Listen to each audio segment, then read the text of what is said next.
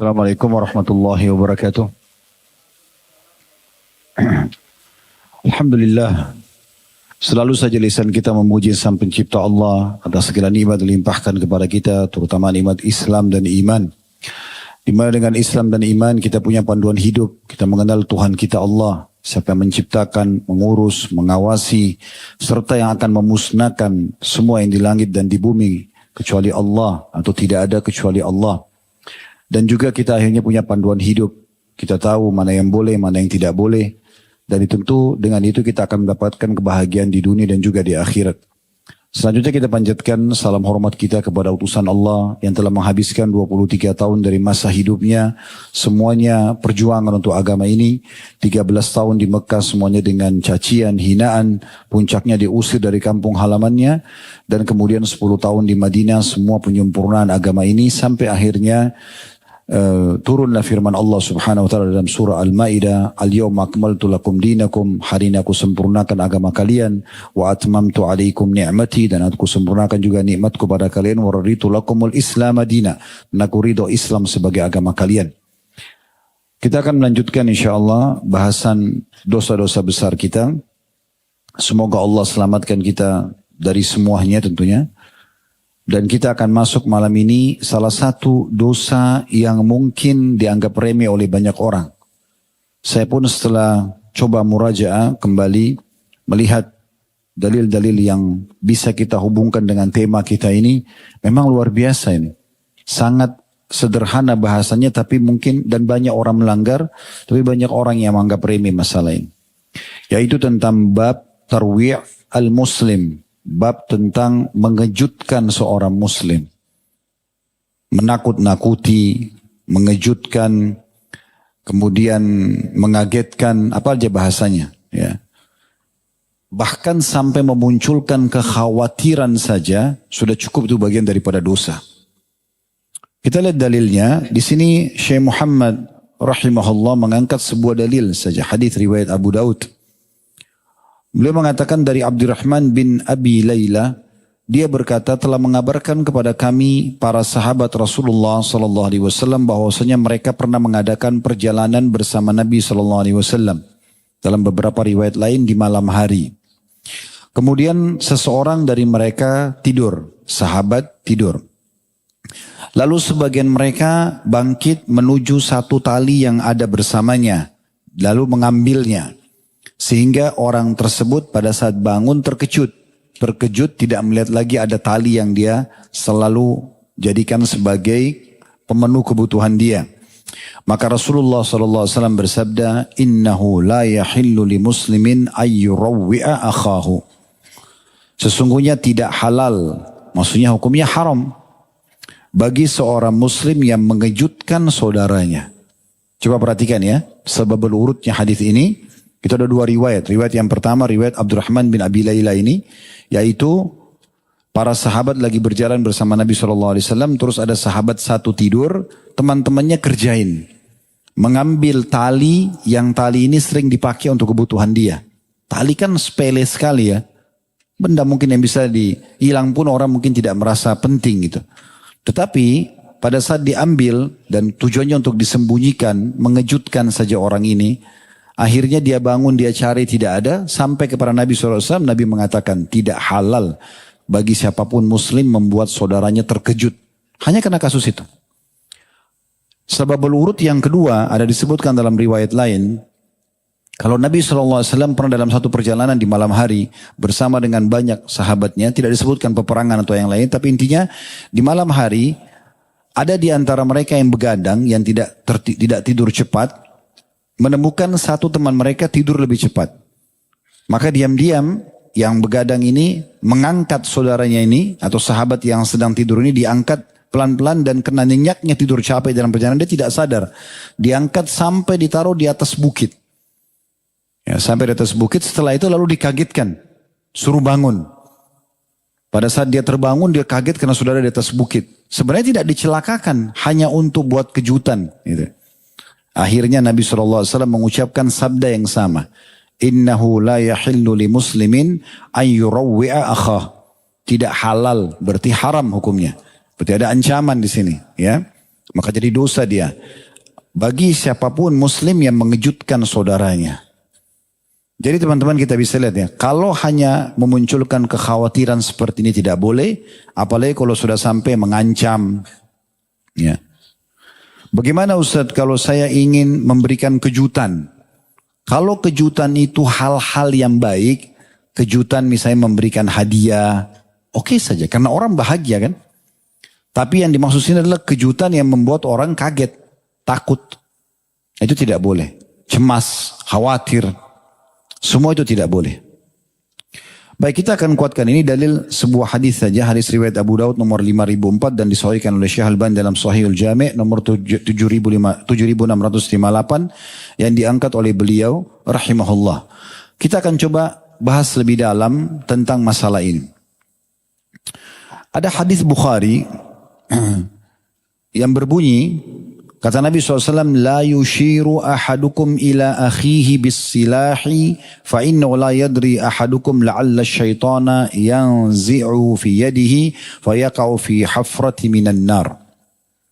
Artinya, janganlah seseorang di antara kalian mengarahkan pisau kepada orang lain karena dia tidak pernah tahu kapan syaitan akan mempermainkan atau mengarahkan tangannya sehingga kena sasaran dan akhirnya dia masuk ke dalam api neraka.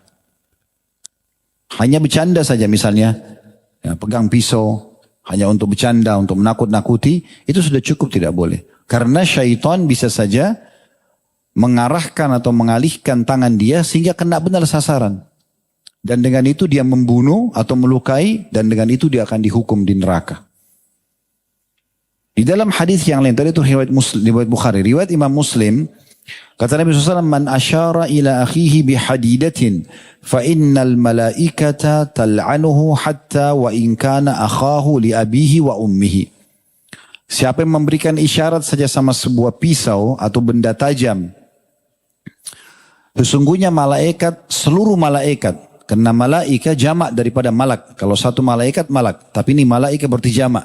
Berarti seluruh malaikat melaknatnya, mendoakan keburukan buat dia. Ya. Walaupun yang sedang dia ajak bercanda dengan isyarat pisau atau benda tajam itu saudara kandungnya, saudara seibu dengan ayahnya.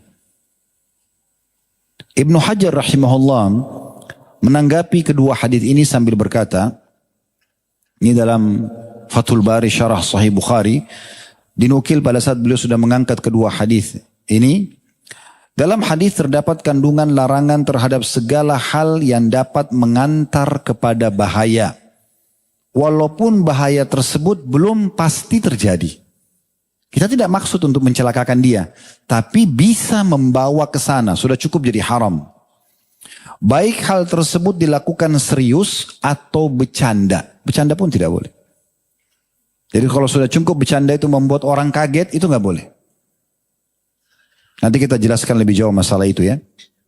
Ada sebuah hadis riwayat Abu Dawud yang lebih detail lagi. Supaya kita faham bahwasanya ini bukan main-main. Bercanda dalam hal ini berbahaya. Hadis riwayat Abu Dawud berbunyi, kata Nabi SAW, la ya'khudanna ahadukum mata'a akhihi la'iban wala jaddan. Janganlah pernah seseorang di antara kalian mengambil barang saudaranya, apakah dia bercanda, ya, hanya mau mengerjai saja, atau dia serius. Kalau serius mencuri. Kalau dia bercanda, ini masuk dalam larangan bab kita. Misalnya, sengaja orang menyembunyikan sandal temannya. Yang sering terjadi kan, hanya untuk ngerjain aja. Ya, itu nggak boleh. Di sini, kita bisa lihat kalau hadis tadi, yang pertama yang diangkat dalam buku kita, cuma mengambil tali saja. Sudah cukup Nabi SAW tegur pelakunya. Kemudian yang tadi sahabat juga sengaja mengerjai temannya lagi tidur dikagetkan. Juga sama kena ancaman tersebut. Nah di sini juga hadis yang baru kita bacakan, tidak boleh mengambil produk apapun. Dari saudara muslim, bercanda atau serius. Kalau serius berarti sudah mencuri. Kalau diambil sengaja. Kalau dia sembunyikan saja hanya untuk mengerjain, maka ini sudah cukup masuk dalam ancaman kita. Maksudnya masuk dalam kategori dosa. Penulis Aunul Ma'bud, syarah Sunan Abi Daud yang bernama Al-Azim Abadi, beliau mengatakan, saya terjemahkan saja, kalau mengambil barang orang lain serius terlarang karena mencuri, maka bercanda juga sama, terlarang, namun lebih sedikit, lebih di bawah daripada dosa mencuri. Tapi terkategori dalam masuk dosa gitu. Karena tidak mendatangkan manfaat sama sekali. Baik yang menyembunyikan atau yang disembunyikan barangnya, apa manfaatnya? Sementara dalam Islam kita tidak boleh buang-buang waktu. Harus semua yang kita kerjakan, yang kita ucapkan, semua harus datang manfaat yang nanti akan kita terima panen pahalanya hari kiamat. Ya. Maka minimal tidak mendatangkan manfaat. Bahkan bisa menimbulkan marah dan menyakiti orang lain yang punya barang. Dan ini dosa sendiri. Kita kan kalau membuat orang emosi, orang marah, orang jengkel, padahal sebenarnya orang itu tidak berbuat salah. Kita aja sengaja pancing emosinya. Ya, sekarang kan lagi tren-trennya prank, ya. Sengaja kerjain orang. Lalu dianggap itu karena tenar di medsos, semua pada ikut-ikutan. Anak-anak muda muslim. Nggak boleh ini. Sengaja kerjain orang, sengaja kagetin orang. Ya. Ini nggak boleh sama sekali. Ini yang masuk dalam bahasan kita. Jadi jangan dianggap remeh masalah ini ya. Karena masalah ini betul-betul dilarang sekali. Ya. Bahkan orang-orang non-muslim itu buat program-program itu ya. Seperti di bulan April itu ya. Ya, ada April Mop. Sengaja kerjain orang hanya untuk menertawakan. Atau ada juga orang yang buat kejahatan. Sengaja buat celaka. Jatuh sengaja, dijatuhkan, ya, dan segala macam lah diambil barangnya. Lalu kemudian setelah itu, ini kan cuman bercanda. Nah itu urusan mereka orang muslim. Tapi kalau kita nggak boleh, kita nggak boleh sama sekali. Itu dilarang. Ya, sama juga program mereka hari-hari Halloween, ya, pakai topeng syaitan. Nah, dan itu dibangga-banggakan seakan-akan tidak masalah. Untuk apa? Nah syaitan tidak pernah tampak begitu. Kenapa dia tampakkan? Hah? Sehingga akhirnya jadi takut orang. Hah? Ada yang pernah lihat syaitan seperti itu mukanya? Enggak pernah. Ya. Jadi sebagian ulama mengatakan orang yang sengaja menggambarkan syaitan seakan-akan besar, seakan-akan serem, itu sebenarnya dia sedang membantu membesar-besarkan syaitan. Padahal syaitan itu kecil. Kata Nabi, kata Allah SWT, inna kaida syaitani kana dhaifa. Syaitan itu sangat lemah. Bahkan kalau kita baca bismillah, ya, maka syaitan kata Nabi SAW mengecil seperti lalat. Ada tuh syaitan besar. Jadi film-film tentang sinetron-sinetron atau film yang menakutkan, film horor, ya, juga seperti ini. Semua acara ini semua tidak ada dalam Islam. Dan tidak boleh ada, tidak boleh ditonton dan tidak boleh didukung. Karena tidak ada manfaatnya. Tambah lagi menakut-nakuti orang. Tambah lagi mendukung syaitan. Untuk apa? Syaitan disuruh perangi. Allah SWT mengatakan, asyaitanu aduwan lakum. Syaitan musuh kalian. Fattakhidu aduwa. Jadikan musuh kalian. Musuh berarti jangan ditemani. Ya, jangan didukung. Jangan diikuti bisikannya. Yang begitu. Kenapa justru tampil pakai topeng? Ini syaitan. Gitu kan. Kan ajaib betul itu. Ya. Bangga lagi, mukanya jelek, matanya besar, belalak lidahnya, giginya. Kan ajaib bener. Ya. Dan bangga dengan itu. Jadi tidak boleh anak muda muslim ikut masalah seperti ini. Ini tidak boleh sama sekali, berbahaya. Dan dalam hadis Abu Dawud, kata Nabi SAW, Wailun lilladhi yuhaddithu fayakzibu liyudhika bihil qawm. Wailun lahu. Ya. Sungguh kecelakaan.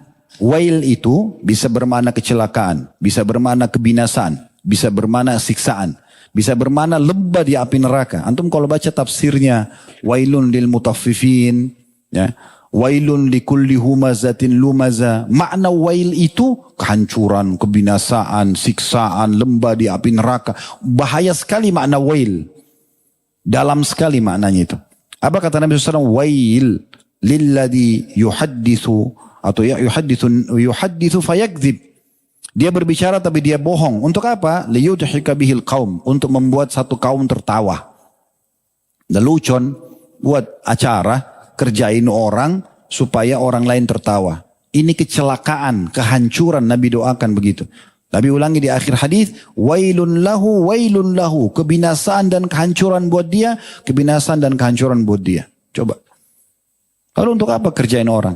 Kenapa nggak buat konten yang baik-baik aja sih? Edukasi, ilmu pengetahuan, gitu kan? Berbagi pengalaman, pendidikan, anak, kan banyak kan? Banyak hal-hal yang baik, gitu kan?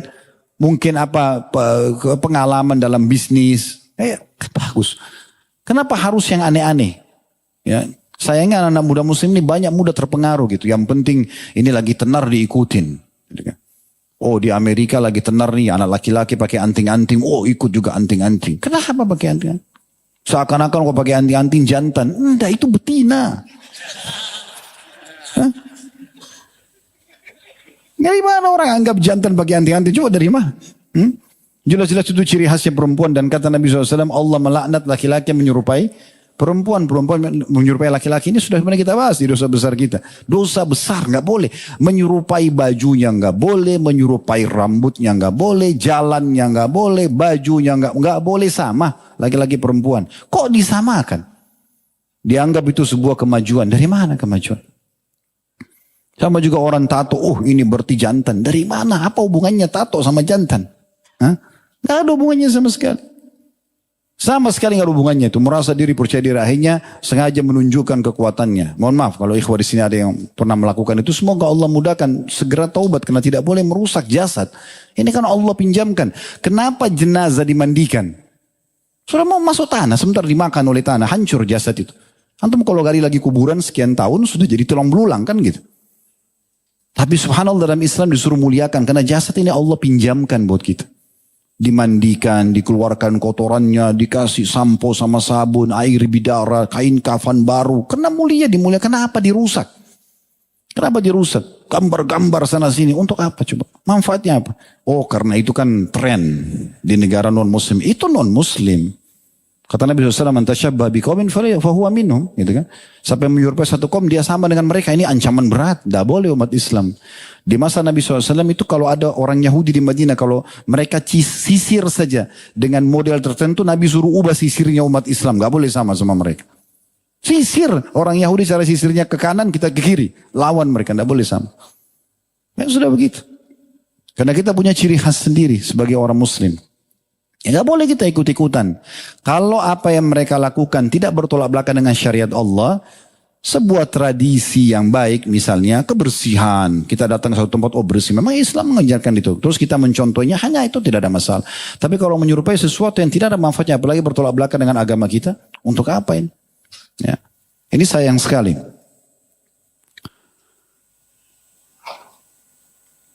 Kemudian teman-teman sekalian, di dalam Tuhfatul Ahwadhi, ini syarahnya Tirmidzi, disebutkan juga dan dalam hadis disebutkan bahwa yang diambil hanyalah sebuah tongkat. Kalau hadis tadi, ya, ada penyebutan tentang masalah tongkat atau tali yang diambil tadi, itu adalah hal yang umumnya dianggap sepele. Namun kesepelean ini, ya, tetap aja dianggap sebagai sebuah pelanggaran, walaupun itu benda tidak berharga. Menyembunyikan barang tersebut bukan maksud mencuri. Karena kalau mencuri sudah jelas pelanggaran. Namun mendatangkan marah orang lain dan bisa muncul kekhawatiran. Dan inilah yang membuat dia jadi dosa. Itu saja, membuat kekhawatiran. Syekh Utsaimin rahimahullah berkata, ini dalam syarah Riyadhus Shalihin beliau, jilid 6 halaman 556, kurang lebih terjemahannya, sebagian orang yang kurang akalnya, dia sengaja pada saat beliau tanggapi hadis ini ya, yang sedang kita bahas. Sebagian orang yang kurang akalnya, dia mengendarai mobil dengan kecepatan tinggi ke arah seseorang yang sedang berdiri, duduk, atau tiduran, dengan maksud bercanda. Digas motor atau mobilnya, hanya untuk takutin orang. Walaupun temannya, misalnya tidak boleh, tetap tidak boleh. Kata beliau ini orang yang kurang akal melakukannya. Sebagian orang yang kurang akalnya dia mengendarai mobil dengan kecepatan tinggi ke arah seseorang yang sedang berdiri, duduk atau tiduran dengan maksud bercanda. Lalu ia tiba-tiba membelokkan dengan cepat dengan niat bercanda agar tidak menabraknya. Hal itu terlarang, artinya haram, tidak boleh. Bisa saja syaitan mengambil alih tangannya sehingga tidak dapat mengendalikan, akhirnya dia tabrak dan jatuhlah ia dalam hukuman dalam api neraka. Belum menyinggung juga, contoh lain orang yang punya anjing, sengaja menakut-nakuti orang. Ini contoh Syekh Utsaimin rahimahullah. Dia bawa anjing, kemudian dia bicara sama orang, anjing itu dibiarkan untuk mengendus-endus orang ini atau menakut-nakuti atau menggonggongnya. Semua tidak boleh. Makanya dalam Islam tidak boleh pelihara anjing itu kan. Kecuali orang dalam kondisi dia gunakan untuk berburu atau menjaga peternakan.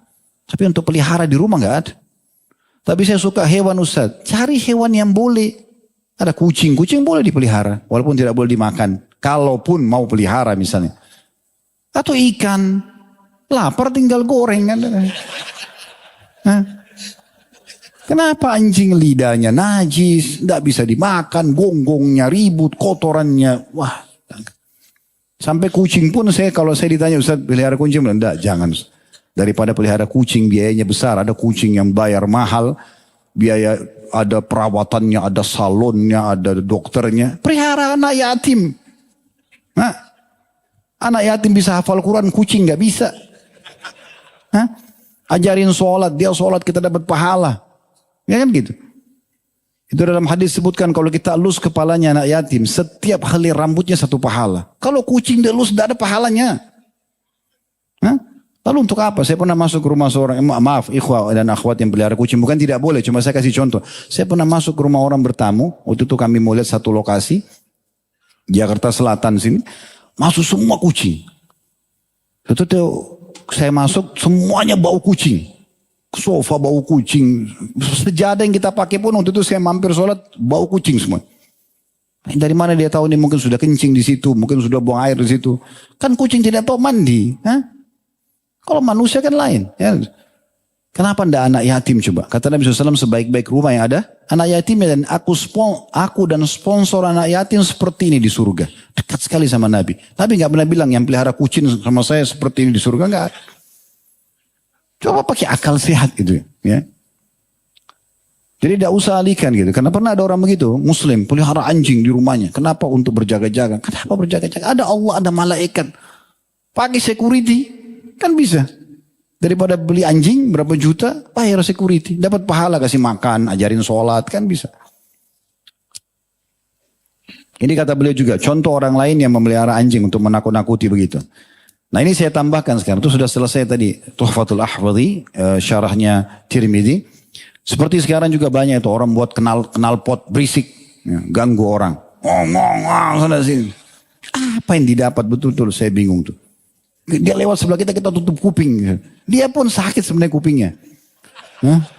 Kadang-kadang dia balap sampai sana. Habis itu selesai. Hanya untuk 100 meter tuh dibanggakan. Wah ribut. Ganggu orang semua.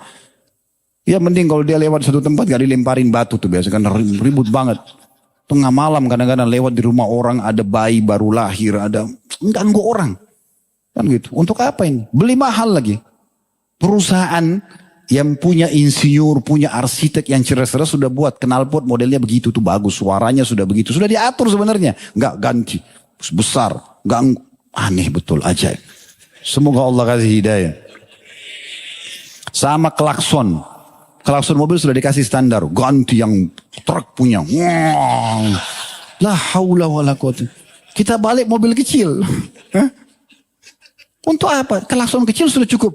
Itu pun kita pakai pelan-pelan saja. Ya. Karena ini masalahnya tidak boleh melahirkan kekhawatiran. Gak boleh. Orang khawatirnya gak boleh. Ini sedang kita bahas ini. Jadi gak usah. Kalau sudah klakson satu kali, orang itu belum pindah. Oke, tenang, sabar dulu.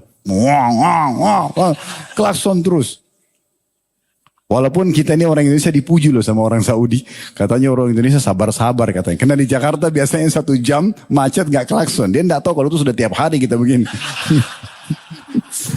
Karena mereka tidak ada macet jadi nggak klakson. Kalau orang di Saudi itu karena tidak pernah macet, begitu macet 1 menit aja, sudah klakson semuanya gitu kan. Tapi kalau kebutuhan oke lah, klakson itu dikasih untuk kebutuhan saya sekali. Klakson besar ganti karena ada klakson besar. Ada kemarin saya di tengah jalan waktu itu lagi dari Bandung pulang ke sini mampir di rest area. Saya lihat mobilnya tidak besar gitu, tapi pakai klakson dengan macam-macam kayak model-model musik apa yang dibanggakan saya bingung gitu, ya. Mengganggu orang sama sekali. Gak ada manfaatnya. Sama dengan lampu sorot yang terlalu berlebihan. Itu apa sorot mukanya orang gitu. Itu mobil akhi dan ukhti sudah dibuat itu pakai ilmuwan itu. Pabrik itu punya ilmuwan. Lampunya itu, terang lampunya sudah cukup begitu. Sudah diatur itu. Kenapa kita lebih pintar dari mereka? Nah, pasang lagi lampu tambahan, sorot muka orang. Sama juga ini. Nah, yang suka putar musik besar, mobilnya goyang. Wow, wow, wow. Dia ngomong sama temannya gak bisa. Coba gimana? Ngomong susah. Dia juga susah. Apa ini? Ganggu orang lagi. Sampai mobil tuh goncang. Jalanan goncang. La haula wa la quwata illa. Akhi kalau mau dengar musik. Dengarlah sendiri-sendiri aja. Tidak pakai. Selesai. Dan juga orang kalau mau nikmati. Kalau nikmati itu saya tidak sarankan. Orang putar pelan-pelan di mobilnya. Mungkin dia bisa nikmati. Bang, bang, bang. Bisa. La haula wa la quwata illa. Ini mengganggu orang semua. Sama memainkan gas kendaraan, gitu kan? Sama juga begitu. Balap-balap tapi bukan pada sirkuit. Ya? Nunjukin orang kalau dia hebat. Apa yang mau dibanggakan? Siapa yang mau puji itu balapan di jalanan? Ya? Kecepatan mobil itu diatur. Itu sampai ada peringatan. Kalau saudara sekian dan bunyi suara mobil itu supaya jangan lebih. Dan itu kalau antum lihat, saya pernah lihat cuplikannya di YouTube itu memang kecepatan mobil itu kalau sudah di atas 120 itu dicoba tabrakin itu hancur itu sebenarnya. Artinya kalau dipakai kalau darurat memang kita penting. Kalau enggak usah. Apalagi kalau hanya untuk nantang-nantang orang, balap-balap, ini enggak boleh. Begitu juga contoh dalam rumah tangga. Orang tua pada anak. Ya. Jangan suka takut-takuti anak-anak hanya karena supaya atau agar anak tersebut mengikuti orang tuanya. Misal si anak itu karena masih penasaran, dia juga belum tahu apa-apa. Dia sering kali kalau malam mau keluar di belakang rumah gitu. Jangan keluar nak, ada momok tuh.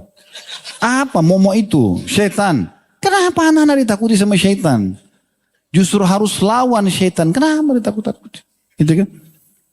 Itu tuh jangan sana ada kecoa. Kenapa kecoa? Sampai pernah anak saya lihat sendiri lari-lari ada kecoa. Takut. Kenapa nak ada kecoa? Saya tanya, siapa yang lebih besar? Kamu atau kecoa? Saya, ya udah kenapa takut sama kecoa? Gitu kan? Semua serba ditakut-takuti. Kenapa ini? Orang tua sama anak kan tidak boleh. Ajarkan anak-anak itu justru berani. Tahu Sofia radhiyallahu anha, tante Nabi SAW, ibunya Zubair bin Awam. Kenapa Zubair bin Awam itu kalau lagi berperang, pasukan lagi berhadapan, dia paling depan. Zubair bin Awam itu paling depan, dia taruh 2 tombak di punggungnya, itu warna kuning, dikasih cat, diwarnai warna kuning sama dia. Di kiri kanan bersilang tombaknya. Jadi sudah terkenal, Zubair itu terkenal paling depan dan ada 2 tombak kuningnya. Dia selalu di depan. Begitu Allah Akbar dia paling pertama. Serang musuh sendirian sampai ke belakang sekali harus ada korbannya. Pulang ke sini ke pasukan muslim bawa ganimah. Kenapa bisa berani begitu? Ibunya Sofia setiap hari bawa dia di Mekah sengaja di tengah malam-malam dibawa di tempat-tempat gelap. Kapan Zubair takut ditinggalin sama dia. Kalau berani malah dibawa. Orang-orang pada bilang, kenapa anda begitu keras sama anak anda? Biarkan jadi pemberani. Nah, itu ibu yang benar. Ini jangan ada momok. Aduh. Akhirnya anak laki-laki kayak jadi perempuan. Banci nanti. Gitu. Gak usah ditakut-takuti begitu. Gak penting sekali. Benar gak ini? Nah, jadi kalau ada yang serang nanti saya di media, antum yang harus bela ya. Antum kan bilang benar. Nah masa sekarang kan begitu tuh. Termasuk menakut-nakuti itu. Mencari kesalahan orang. Ya, dan segala macam. Ini penting. Begitu juga sama ya. Anak pada orang tua gitu. Jadi kalau kita normal-normal ya ikhwas sekalian. Kalau anak-anak kita sampaikan apa adanya. Dan kenapa kita nggak bilang? Kalau saya di rumah begitu saya praktikin ya. Kalau ada anak-anak buat sesuatu jangan nak. Allah larang. Rasulullah larang. Bawa selalu itu. Sehingga saya lihat ini berbekas sekali. Saya kalau lagi tidak ada. Atau saya lagi di samping. Sengaja dari samping tembok. Saya coba dengarin anak saya kalau lagi ngobrol. Nggak boleh loh. Kata abati Allah larang. Allah larang. Rasulullah larang. Terbiasa mereka itu. Jadi jangan ditakut-takuti dengan selain Allah dan Rasulnya. Nggak penting gitu. Anak-anak terbiasa begitu. Nah begitu juga anak pada orang tuanya sama. Kadang-kadang ya. Ada anak-anak mungkin karena dia sudah sukses.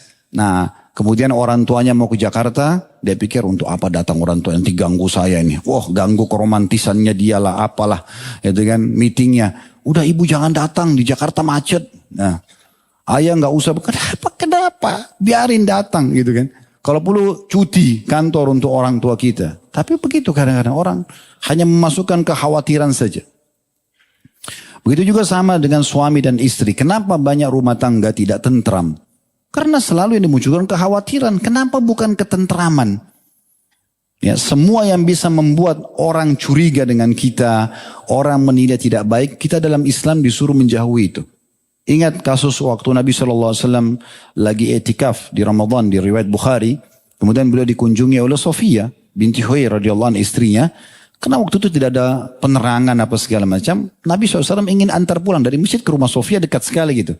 Tapi waktu beliau keluar rupanya ada dua laki-laki Ansar ikutin dari belakang. Dan dalam riwayatnya dikatakan langkah kaki keduanya cepat. Seakan-akan mau tahu Nabi lagi sama siapa nih. Maka dari jauh Nabi sudah bilang, ala rizkikuma innaha Sofia binti Huyai. Pelan-pelan aja kalian, ini Sofia binti Huyai. Bukan wanita asing, ini istri saya. Belum mereka bilang, Nabi sudah tutup dulu itu. Jadi memang kita nggak boleh membuka pintu-pintu seperti itu. Sekarang kenapa seorang suami memberikan istrinya khawatir? Nggak perlu. Buat ketentraman, buat dia nyaman. Kenapa seorang istri selalu mau ngetes suaminya? Ya, ini setia atau tidak, ya kan gitu. Nggak perlu. Akhirnya buat program-program yang aneh-aneh gitu. Teman-teman sekalian normal aja. Mau pasangan suka bilang saya suka, saya tidak suka. Terus apa kira-kira yang membuat kamu suka? Kan bisa normal-normal aja, manusiawi. Tidak usah lintas alam, pergi dukun, bawa foto, lintas ke alam jin. Tidak usah, tidak perlu. Tidak usah pakai tes-tes, ini cinta nggak sama saya ini. Pura-pura ini, pura-pura itu, nggak perlu, nggak perlu. Kalau kejutan antum mau kasih hadiah yang menyenangkan, tiba-tiba kita kasih parfum misalnya atau kasih bunga ditaruh di kamar, mungkin itu masih oke, kan? Tapi kalau menakutkan orang jangan sama sekali. Ini banyak sekali terjadi. Akhirnya rumah tangganya tidak tentram. Allah subhanahu wa ta'ala menjadikan dalam surah Ar-Rum, kalau ketentraman, sakinah, mawaddah, rahmah, semua ketentraman jiwa, cinta, kasih sayang antara suami istri sebagai tanda-tanda kebesarannya. Bagaimana caranya? Memang itu yang kita transfer ke pasangan kita. Kan sederhana. Kita bertutur kata santun, orang akan balas santun. Kita keras, orang juga akan keras. Kita tuduh, kita akan dituduh. Kan selesai. Kita mukul, akan balasnya sama. Kan gitu. Jadi coba gunakan hal yang normal-normal aja, biasa. Santai aja. Dan tidak usah pakai ngetes-ngetes, jangan ngetes-ngetes gitu. Ya, tidak usah dites-tes, langsung saja kita sampaikan yang kita suka, bahasanya tidak basa-basi, tidak pakai menginap dalam rumah tangga, begitu aja. Semua jelas. Jadi tidak ada sesuatu yang tanda tanya gitu. Ya, ini termasuk misalnya dalam masalah rumah tangga. Begitu juga dengan masalah saudara dengan saudaranya, ya. Berapa banyak orang yang menahan warisan saudaranya hanya karena mengatakan saya kakak paling tua, kamu lebih muda ya sudahlah, ya ikut saja misalnya. Nanti kita tunggu dulu harga naik. Kenapa? Orang kalau meninggal harus segera dilakukan 4 hal. Diurus jenazahnya, dibayar utangnya, dijalankan wasiatnya, dibagi warisannya. Itu sudah bukan hak mayit lagi. Dan bukan hak salah satu di antara mereka. Sudah hak semuanya. Dan sudah dibagi persensasi dalam Islam. Saya berapa kali menemukan kasus begitu. Ada yang datang, Ustadz ini masalah warisan mau konsultasi. Ternyata itu sudah cicit. Jadi sudah meninggal semua ahli waris yang pertama. Kenapa? Karena ditahan. Hanya mau nunggu harga. Tidak ada haknya tunggu harga naik. Ibu kita masih hidup. Tidak apa-apa ibu tinggal di rumah situ. Tapi sudah jelas persentase hak masing-masing. Itu hak syar'i. Gitu kan? Kenapa harus membuat orang khawatir? Sampai saya tahu ada di antara keluarga itu meninggal. Dia padahal butuh semasa hidupnya, kesian. Ditahan sama saudaranya gitu. Ini kan menakut-nakuti semua, membuat orang khawatir. Dan akhirnya setengah mati dia. Padahal sebenarnya dia bisa nikmati hasil itu. Begitu juga teman sama temannya, bawahan sama atasan. Semua buat ketentraman. Intinya dalam Islam sebenarnya kita disuruh untuk membuat ketentraman, kenyamanan. Ya. Dan apa adanya, transparan. Kita kalau bisa kita bilang bisa, kalau nggak bisa nggak bisa. Dan jangan kerjain orang lain. Jangan sembunyikan sendal, jangan sembunyikan handphone. Nanti orang sudah kepikiran baru kemudian dia mau, ya, menunjukkan oh ini sembunyi. Tidak usah juga ngecek-ngecek HP, ya, ambil tugas malaikat, nggak perlu. Nggak usah, malaikat sudah catat itu. Ya. Begitu suami pulang sibuk langsung buka HP-nya. Dia hubungi siapa nih? Untuk apa? Repot-repot kenapa? Kita menikah menjadi suami atau menjadi istri bukan sebagai pengawas, pendamping, ya. Kalau pengawas itu malaikat, sudah ada Allah kasih tugas. Tidak tidur mereka. punya catatan semua. Ma yalfidhu min qaulin illa ladaihi raqibun atid. Tidak ada satu kata pun kecuali ada penjaganya dari malaikat, gitu kan? Jadi memang sudah mencatat semua dan mereka sama sekali tidak pernah tidur, tidak pernah capek, tidak pernah luput. Mereka tahu semuanya. Kalau mungkar itu kelihatan depan mata, pelanggaran jelas, nah baru kita luruskan. Kalau kita tidak tahu jangan dikorek-korek. Karena ada Tuhan yang mengawasi dia. Kalau saya misalnya di sini harus sibuk, teman-teman dan sini ikhwah semua sibuk. Istri kita di rumah lagi buat apa ya? Kita sibuk cari tahu. Habis waktu kita untuk itu. Kapan kita berzikir, kapan kita bekerja, kapan kita bisa berbagi ide kepada orang lain. Kalau setiap istri juga begitu selalu sibuk, suami saya buat apa? Kecurigaan, akhirnya pasang ini, pasang itu. Ada yang saya dapat informasi begitu, suami istri saling taruh kamera di mobil. Untuk ngawasin, yang suami ngawasin istri, istri ngawasin suami. Ini kebahagiaan apa coba? Kalau emang antum dapat pasangan yang susah seperti ini selalu maksiat, tidak usah pasang CCTV atau pasang kamera. Ceraikan, cari yang baik. Selesai. Kalau memang hidupnya begitu ya, cuma tahu selalu selingkuh buat masalah, untuk apa bertahan? Habisin waktu kan? Kita hari ini nasihatin, dia akan tobat, akhirnya besok diulangi lagi. Untuk apa? Tidak usah repot-repot. Jadi nanti akhirnya kita pun tidak boleh. Memunculkan kekhawatiran teman-teman bukan tidak boleh hanya pada orang lain, pada diri kita sendiri pun tidak boleh. Kita tidak boleh, kita harus tenangkan diri kita. Kita harus tenangkan diri kita harus memberikan haknya, ya, istirahat yang cukup, makanan yang sehat, itu kan udara yang segar, terus pergaulan, pokoknya apapun yang bisa membahayakan kita harus hindari untuk diri kita, apalagi untuk orang lain. Dari oleh karena itu kesimpulan dari bahasan kita teman-teman sekalian adalah haramnya hukumnya menakut-nakuti atau menanamkan atau mendatangkan kekhawatiran, apalagi kalau sampai sudah tingkat mengancam, memukul dan seterusnya, ini sudah sampai pada tingkat hal-hal yang tidak baik. Nah, ada satu poin di sini sebagai penutup dalam bahasan kita, kalau kasusnya adalah pemerintah, ya, atau di kasus peperangan, di sini kita harus mengadakan ancaman atau intimidasi untuk satu hal yang merupakan maslahat umum. Contoh misalnya pernah dengar tentang kasus Hatib bin Abi Balta'ah radhiyallahu anhu, sahabat Nabi ini pernah membongkar keinginan Nabi SAW untuk menyerang Mekah. Karena Nabi SAW itu kalau mau perang tidak pernah membuka ya. Beliau selalu merahasiakannya kecuali di perang Khaybar pada saat itu. Pembebasan kota sama perang Tabuk. Yang lainnya itu beliau rahasiakan. Termasuk pada pembebasan kota Mekah itu beliau arahkan pasukannya ke Hawazim, ke kota Taif. Yang memang rencana waktu itu ingin menyerang Madinah. Dan setelah pembebasan kota Mekah beliau serang Hawazim. Terjadilah perang Hunain gitu kan. Tapi waktu itu Nabi SAW menuju ke sana terus tiba-tiba membelokkan ke arah Mekah. Yang tahu ini cuma segelintir orang. Di antaranya Hatib bin Abi Balta'ah. Karena dia punya harta di Mekah yang tertinggal. Dia khawatir harta dan keluarganya ini diambil oleh Quraisy kalau muslimin menyerang. Gitu kan. Hilang dari dia. Dia kirim surat melalui satu budak wanita. Disuruh budak wanita itu bawa surat itu untuk membongkar kepada Quraisy. Bukan niat berkhianat tapi dia ingin ya untuk menyelamatkan harta dia. Karena dia tahu pasti Nabi akan menang. Ya. Karena Allah SWT menjanjikan pembebasan kota Mekah. Ringkas cerita di tengah jalan, waktu perempuan itu lagi jalan menuju ke Mekah, datang wahyu kepada Nabi SAW, dan Nabi SAW utus Ali bin Abi Thalib dan Zubair bin Awam radhiyallahu anhu untuk menangkap wanita itu. Kata Nabi SAW, wanita itu di daerah ini dan itu, datang dan ambillah dari dia suratnya. Nah waktu tiba di sana, Ali mengatakan, engkau telah membawa sebuah surat dari Hatib bin Abi Balta'ah ke orang Mekah, serahkan kepada kami. Awalnya wanita itu tidak mau. Dia tidak mengaku gitu. Lalu kata Ali radhiyallahu anhu, kalau kau tidak mau melakukan, kami akan memeriksamu dan mengambil paksa dari kepala sampai kaki. Nah di sini saksi bahasanya adalah boleh karena memang ini sudah berbahaya bagi muslimin.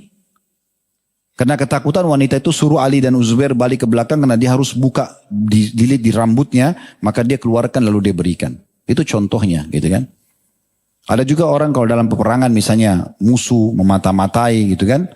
Mereka memang ingin atau mereka telah mengambil apapun data-data dari muslimin atau mencuri sesuatu kemudian ketangkap gitu kan, maka ini mungkin karena mereka dilatih untuk sabar dan mereka dusta, maka biasanya ada ancaman di situ ya, sehingga akhirnya mereka mengaku ya, dari perbuatan-perbuatan tersebut. Nah ini berbeda, ini kasus yang berbeda, kita bicarain dalam kehidupan kita dalam keseharian. Kalau itu berbeda sekali, tentu tidak boleh juga pihak pemerintah setiap saat harus selalu intimidasi orang, tidak, karena tugas mereka adalah menyebarkan ketentraman dan keamanan ya.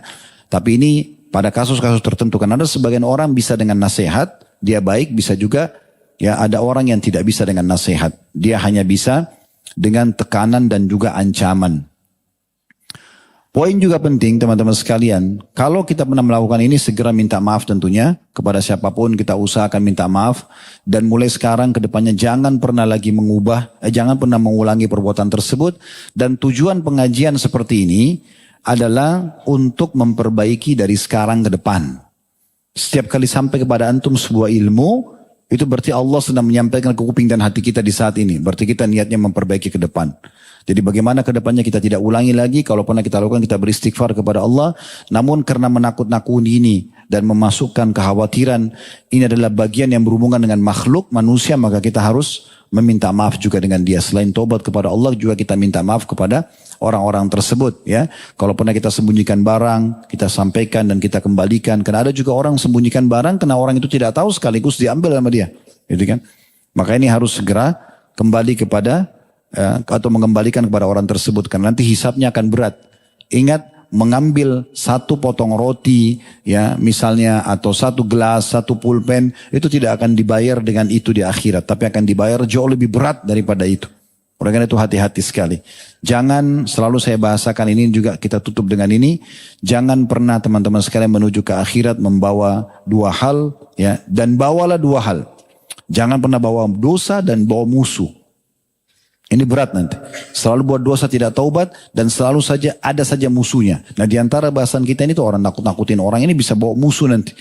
Dan bawalah dua hal, bawalah amal soleh dan teman-teman yang soleh.